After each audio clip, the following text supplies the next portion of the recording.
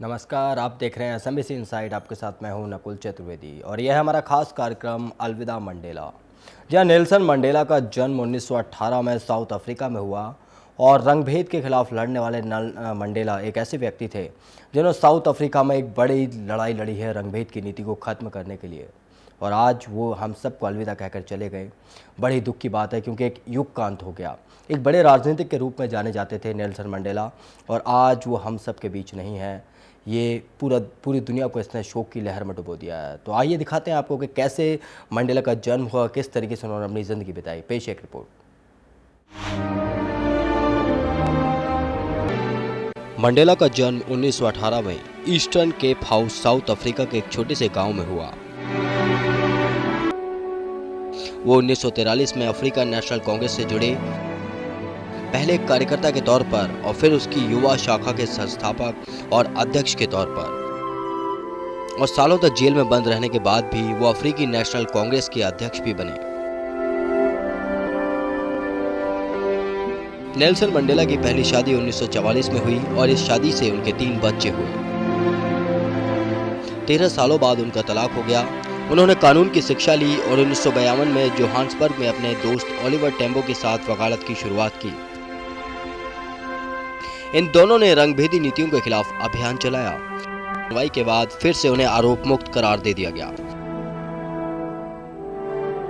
रंगभेद के खिलाफ संघर्ष में तेजी आने लगी थी। खासकर उस कानून का जमकर विरोध हो रहा था जो तय करता था कि काले लोग कहां रह सकते हैं और कहां काम कर सकते हैं।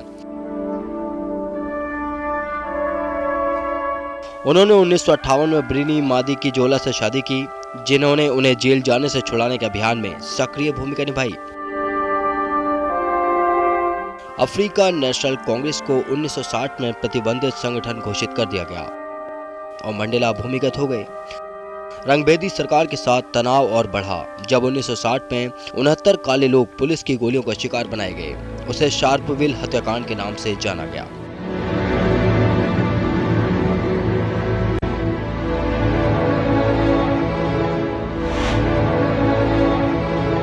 मंडेला ने लोकतंत्र, आजादी और बराबरी पर अपने विचार दुनिया के सामने रखे। उन्होंने कहा, मेरी कल्पना एक ऐसे लोकतांत्रिक और मुक्त समाज की है जहां सभी लोग सौहार्दपूर्वक रहें और जिन्हें बराबर का मौका मिले। उन्होंने कहा, ये वो सोच है जिसे हासिल करने के लिए मैं जीना चाहता हूं, लेकिन अगर जरूरत पड़ी तो इसके लिए मैं मरने को भी तैयार हूं। उन्हें 1964 के जाड़े में उम्र कैद की सजा सुनाई गई।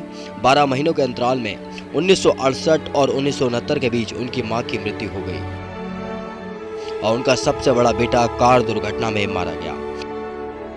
लेकिन उन्हें उनके अंतिम संस्कार में भाग लेने की भी इजाजत नहीं दी गई। विश्व समुदाय ने रंगभेदी दक्षिण अफ्रीकी सरकार पर 1967 में लगाए गए प्रतिबंधों को और कड़ा कर दिया। तो कैसे थे मंडेला? ऐसे थे मंडेला जिन्होंने हमेशा रंगभेद की राजनीति के लिए, काले लोगों की राजनीति के लिए एक मसीहा बन गए। काले लोगों के लिए एक मसीहा बन के उभरा वो व्यक्ति 27 साल तक जेल में रहा और आज उनका निधन हो गया है। आज वो हम सब के बीच नहीं है। ये पूरी दुनिया के लिए एक दुखद विषय है। इस पर केंद्रीय मंत्री ने क्या कहा वो आपको सुनाते हैं। Well, I remember him as a leader who stood for human dignity and freedom, and one who inspired not only his generation, the younger generation of leaders throughout the world. And what he did, particularly the resolute struggle, unwavering commitment to a cause which was very dear to humankind, he shall be remembered with love and respect by generations to follow. The world is much poorer in the demise of Madiba, Nelson Mandela. तो सभी के दिलों में दुख है Nelson Mandela के निधन का और इसी के चलते काफ़ी प्रतिक्रियाएं आई नेताओं की। तो अब बताते हैं केंद्रीय मंत्री फारूक अब्दुल्ला ने क्या कहा नेल्सन मंडेला के निधन पर। वो एक बहुत ही बड़े नेता थे और इसमें कोई शक नहीं है कि जब हम गांधी जी को देखते हैं तो बिल्कुल वो दुनिया के गांधी थे और जिस तरह से उन्होंने लड़ाई की रंग भेद के मामले में साउथ अफ्रीका में, ये तो दुनिया में है। नहीं तो मैं नहीं समझता हूँ कि साउथ अफ्रीका कभी इससे आज़ाद होता। इसलिए उनके इस दुनिया से जाना तो सबने है, और उनका जाना भी बहुत बड़ा जो है नुकसान है। तो दुनिया के लिए गांधी की तरह थे नेल्सन मंडेला, जिन्होंने एक बड़ी लड़ाई लड़ी। तो अब बताते हैं केंद्रीय मंत्री मनीष तिवारी ने क्या कहा।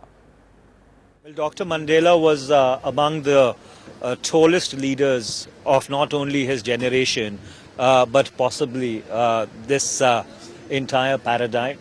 The role that he personally played in dismantling apartheid is something exemplary. A prisoner of conscience for over 20 years, he played an extremely vital role in giving a moral leadership to the world. The entire nation is today one with the South African people in condoling his sad demise. The cabinet met today. It passed a resolution condoling the death of Dr. Nelson Mandela, and it has been decided that there would be a 5-day state mourning in order to pay obeisance and in order to pay respect to the memory of Dr. Mandela. तो PM Manmohan Singh ने भी Nelson Mandela के निधन पर शोक जताया है। क्या कहा पीएम मनमोहन सिंह ने, आइए आपको सुनाते हैं। The conscience of the world. In a world marked by division, his was an example of working for reconciliation and harmony, and we are not likely to see another of his kind for a long time to come. India regards him as a true Gandhian in spirit and ideal. तो यहाँ पर Barack Obama ने भी इस दुखद घटना पर बहुत दुख जताया है। उन्होंने क्या कहा वो भी आपको सुनाते हैं। We're in the lives of nations, we're all personal lives. The fact that he did it all with grace, with humor, and the ability to acknowledge his own imperfections only makes the man that much more remarkable. As he once said, "I'm not a saint unless you think of a saint as a sinner who keeps on trying."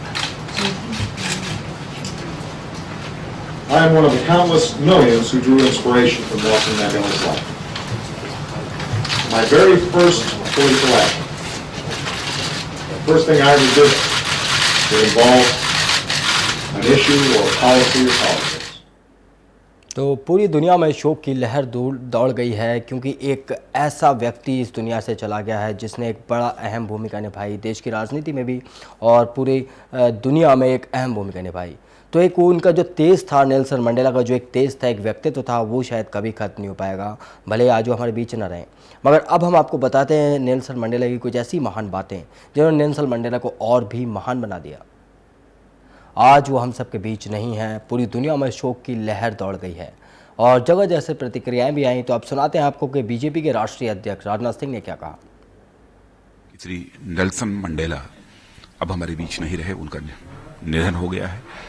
मैं समझता हूं कि पूरे राष्ट्र को इसके कारण एक बहुत बड़ी क्षति हुई है। पूरे विश्व को एक भेदभाव और साथ ही साथ नाइंसाफी यानी इनजस्टिस के खिलाफ संघर्ष करने की प्रेरणा देने वाली शख्सियत नेल्सन मंडेला थे। आज वो हमारे बीच नहीं रहे। मैं पूरी भारतीय जनता पार्टी की तरफ से नेल्सन मंडेला जी के प्रति हार्दिक श्रद्धांजलि अर्पित करता हूं। तो दुख तो सब जगह है, यहाँ भी है वहाँ भी है, बट क्या करें, इस दुख का अंत ही नहीं होता। यहाँ पर बात करेंगे मायावती की। मायावती ने नेल्सन मंडेला के निधन पर क्या कहा। भारतीय समय के मुताबिक तो दक्षिण अफ्रीका के पूर्व राष्ट्रपति नेल्सन मंडेला अब वो हमारे बीच में नहीं रहे और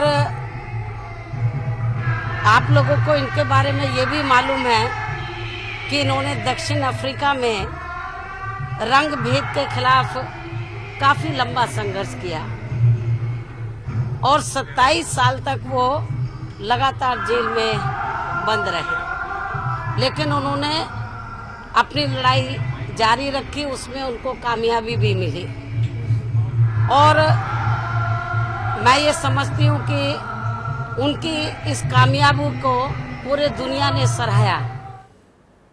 वहीं बीजेपी नेता कीर्ति आजाद ने भी मंडेला के निधन पर अपनी प्रतिक्रिया दी। क्या कहा उन्होंने, वो सुनाते हैं आपको। स्वर्गीय नेल्सन मंडेला एक बहुत ही बड़े व्यक्तित्व थे। महात्मा गांधी को वो अपना आदर्श मानते थे और उनके निधन से एक बहुत बड़ी क्षति हुई है, जिन्होंने कि रंग भेद आपस में इस प्रकार के भेदभाव को दूर करने में और साउथ अफ्रीका को, दक्षिण अफ्रीका को आज़ादी दिलाने में पूरी मदद की थी। अन्ना हजारे को एक बार तो हमारे देश में गांधी जी की संज्ञा दे दी गई थी, तो उन्होंने क्या प्रतिक्रिया दी इस बारे में आपको बताते हैं। नेल्सन मंडेला का जो देहांत हो गया, दुनिया का एक अच्छा, ईमानदार, लड़ाऊ, ऐसा एक सैनिक गया, पूरी दुनिया को एक प्रेरणा देने वाला आदमी था, आज हमारे से चला गया। उनके दुखद निधन के लिए हम शोक व्यक्त करते हैं। वहीं योग गुरु बाबा रामदेव ने भी नेल्सन मंडेला के निधन पर शोक व्यक्त किया है। नेल्सन मंडेला केवल अफ्रीका के लिए नहीं, पूरे विश्व के लोगों के लिए एक आदर्श थे। जीवन भर उन्होंने मानव अधिकारों के लिए और रंग भेद के खिलाफ एक लंबा संघर्ष किया। रॉबिन आइलैंड की जिस पुण्य भूमि पर उन्होंने वर्षों तक जेल में तप किया, एक ऐसी जेल जहां पर वर्षों वर्षों तक बाहर के आदमी तक के कोई दर्शन नहीं होते थे। मैं स्वयं वहां पर गया हूं साउथ अफ्रीका में, उस रॉबिन आइलैंड की जेल में। कितना कष्ट उस महामानव ने सहा है। उनके महाप्रयाण पर केवल साउथ अफ्रीका ही नहीं, पूरा विश्व, भारत जो अहिंसा और सत्य का उपासक रहा है युगों युगों से, उनको प्रणाम करता है। युगों युगों के बाद ऐसे महामानव धरती पर आते हैं जो मानवता और न्याय के लिए जीते। तो यहाँ पर किरण मजूमदार ने क्या कहा वो भी आपको सुनाते हैं। Nelson Mandela was one of the greatest living legends that we had the honor to share this world with. I think he was a man who was blessed with some special inspirational qualities, where he could actually convert hatred into harmony, where he could convert discrimination of apartheid into dignity for mankind. Today South Africa is blessed to have had such a father of the nation, because he now created South Africa into a rainbow nation where citizens live with dignity, where citizens have shaken off that horrible label of apartheid. तो एक महापुरुष के निधन पर पूरे विश्व में शोक की लहर दौड़ गई है। नेल्सन मंडेला एक साधारण से कबीले में जन्मे, एक साधारण से परिवार में जन्मे थे और बाद में पहले अश्वेत राष्ट्रपति चुने गए साउथ अफ्रीका के।